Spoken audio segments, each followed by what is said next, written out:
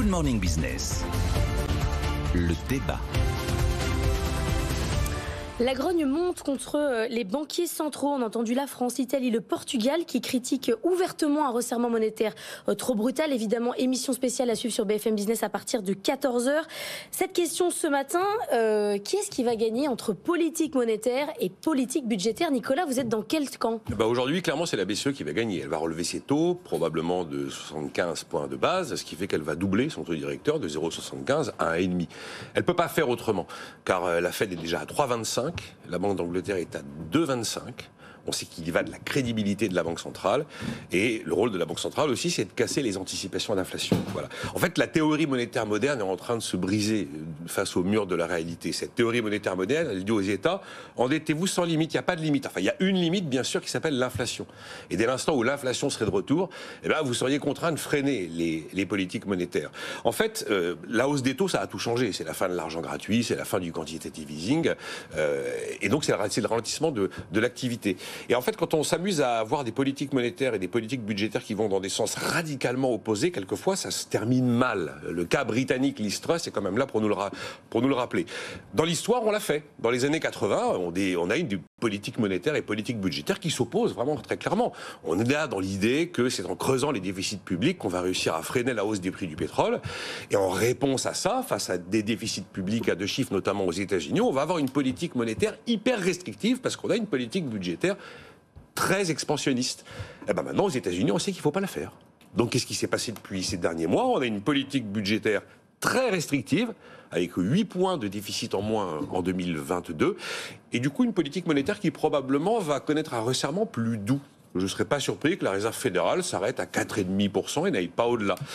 En Europe, on est encore dans les années 80. Et encore une fois, on a l'incarnation de l'Europe du Club Med face à l'Europe des pays du Nord, bien que l'Allemagne, depuis son plan à 200 milliards d'euros, est un peu entre les deux, j'ai envie de dire. Mais vous prenez les propos récents de François Villeroy de Galhau pour la Banque de France ou de son homologue pour la BUBA, ils disent tous les deux, attention à l'idée qu'on pourrait opposer politique monétaire et politique budgétaire. Donc moi, je vous dis aujourd'hui que c'est la BCE qui va gagner. Et pour l'instant, Jean-Marc Daniel, on a des banques centrales qui relèvent leurs taux sans véritable impact sur l'inflation, mais ça gêne les gouvernements. Oui et non. D'abord, je pense que les banques centrales cherchaient dans la hausse des taux davantage à renormaliser la situation qu'à véritablement lutter contre l'inflation, qui est une inflation qui est importée, et une inflation sur laquelle on commence à voir le reflux. Aux États-Unis, l'indice des prix sur un an est en augmentation de entre 8 et 9%, mais sur un mois, il est en train de reculer, parce que les prix de l'énergie baissent. Mais ce n'est pas encore le cas dans la zone euro. Ah si, en zone euro, on va bientôt constater ça de mois en mois. C'est-à-dire sur le mois, on va constater un recul assez rapidement. Je pense que dès le mois de novembre, on aura un recul de l'indice des prix. Donc ça marche? Au mois d'octobre. Non, ça ne marche pas. C'est-à-dire que l'inflation, la cause extérieure, ça c'est la bouche du coche. C'est-à-dire vous vous agitez et le coche monte quand même. Et donc vous dites c'est moi. Donc en fait, je pense que dans la situation actuelle, effectivement, le débat sur les banques centrales c'est pas tellement d'ailleurs la politique budgétaire en tant que telle. C'est est-ce que les taux d'intérêt qui montent pénalisent ou non l'activité économique et vont avoir comme conséquence de créer une récession. Parce que la politique budgétaire, elle, en zone euro en tout cas, elle est clairement et nécessairement orientée vers la restriction parce que pour la première fois depuis la création de la zone euro est en déficit de sa balance des paiements courants. Donc on est dans une situation où, comme le dit le FMI, on a à la fois une consommation, une frénésie de consommation qui n'est pas totalement au rendez-vous, même si on maintient artificiellement le pouvoir d'achat, et surtout une politique budgétaire inconsidérée. Et donc à partir de ce moment-là, vous avez quand même un excédent naturel, structurel qui était apparu de l'Union européenne, de la zone euro, qui était aux alentours de 300 à 340 milliards d'euros, et on est maintenant sur un train de 20 milliards d'euros de déficit. Donc la seule solution, c'est effectivement de maintenir une stratégie qui est une stratégie de restriction budgétaire. Alors, les rapports entre la Banque centrale et les États, c'est quoi? C'est que sur les taux d'intérêt, l'enjeu, c'est pas la politique budgétaire, encore une fois, c'est le taux d'intérêt naturel.